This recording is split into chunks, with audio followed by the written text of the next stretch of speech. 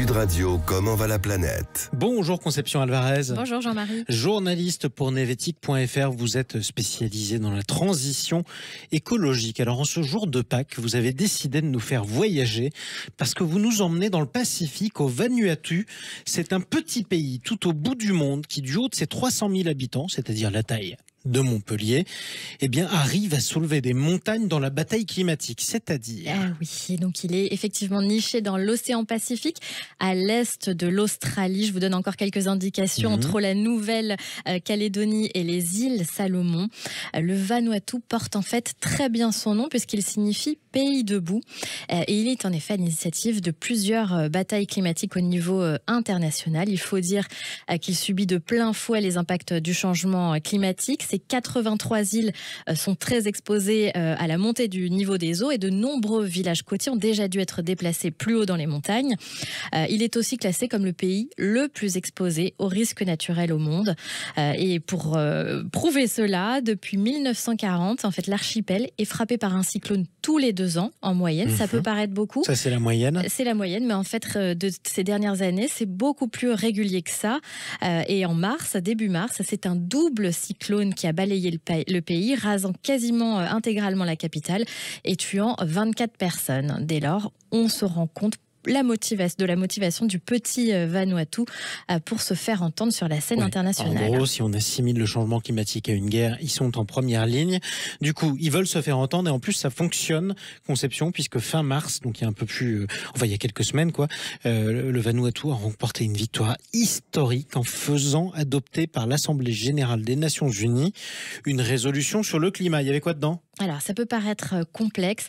En fait, ils ont réussi à faire voter par consensus une résolution qui va aller demander à la Cour internationale de justice, c'est la plus haute juridiction au monde, de se prononcer sur l'obligation des États en matière de changement climatique. Que doivent concrètement faire les États en matière de changement climatique et que doivent-ils faire quand ils n'en font pas assez?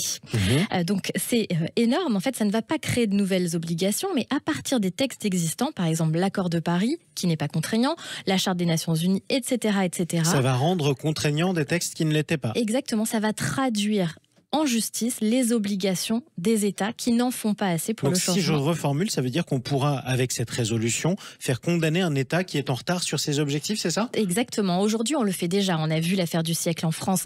L'État a été condamné. Condamnation symbolique. Exactement, parce que les juges ont voulu, absolument, ont été enclins à appliquer cela. Mais ce que vous nous racontez, c'est que là, cette décision, elle est révolutionnaire. En quoi elle est révolutionnaire? Elle est révolutionnaire parce que cet avis, donc, qui ne sera pas non plus contraignant, mais c'est un avis de la Cour de justice internationale. Elle en a rendu une trentaine depuis 1948 sur l'indépendance du Kosovo, sur le mur palestinien, sur les essais nucléaires. Et c'est la première fois qu'elle se prononce sur le climat. Donc ça veut dire que le climat devient un enjeu aussi important que tous ces sujets internationaux que je viens de citer. Et donc ça veut dire que tous les tribunaux au monde vont avoir une boîte à outils pour statuer dans les affaires climatiques. Aujourd'hui, ça dépendait de l'interprétation. Bon, ça dépendra toujours de l'interprétation des juges, mais là, ils vont avoir une jurisprudence et donc ça peut vraiment accélérer la bataille climatique, ça peut accélérer l'action des États, soit d'eux-mêmes parce qu'ils auront peur d'être attaqués, soit via des recours juridiques qui vont forcément se multiplier. Exactement. Alors, vous nous dites, et c'est paradoxal, que ce texte a été adopté par consensus, alors même qu'il y aura des condamnés, donc ça ne devrait pas faire plaisir à tout le monde. Oui, en fait, je pense que c'était délicat au niveau international de se positionner contre, mais quand même, certains États n'ont pas sponsorisé le texte. Le Vanuatu, qui est parti seul au départ, avait réussi à convaincre 20 pays à la fin de l'année dernière. Quelques semaines avant le vote, ils étaient 130. Mais dans ces 130 pays, donc il y avait la France, la plupart des pays de l'Union européenne, les petits États du Pacifique, etc. Mais dedans, il n'y avait ni la Chine, ni les États-Unis. Donc pour rappel, les 2 plus gros pollueurs au monde.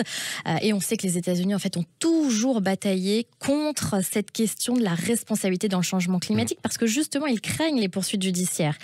Mais là, ils ont donc perdu la bataille. Ils l'avaient déjà perdu à la COP27. Vous vous rappelez, une brèche avait été ouverte avec le financement des pertes et dommages, c'est-à-dire le financement des dégâts irréversibles au changement climatique. Ils avaient toujours été contre, et là, ils ont accepté de créer une nouvelle source de financement. Et qui était derrière cette bataille, devinez ? Le Vanuatu, en un mot. En un mot, c'est vraiment un pays qui est à l'avant-garde des batailles climatiques. Il se bat aussi pour faire reconnaître l'écocide comme crime au sein de la Cour pénale internationale, donc comme le crime de génocide ou crime contre l'humanité. Et il a aussi lancé un projet de traité de non-prolifération des énergies fossiles. Il est assez vaillant, ce petit État. Il a plein d'idées, en tout cas. On va en parler, à défaut d'avoir du pétrole. Merci beaucoup, Conception Alvarez, de nous avoir amené au Vanuatu en ce jour de Pâques. On vous retrouve un prochain dimanche. Et avant ça, on peut vous lire, je le rappelle, sur novetic.fr. Merci beaucoup, bon dimanche.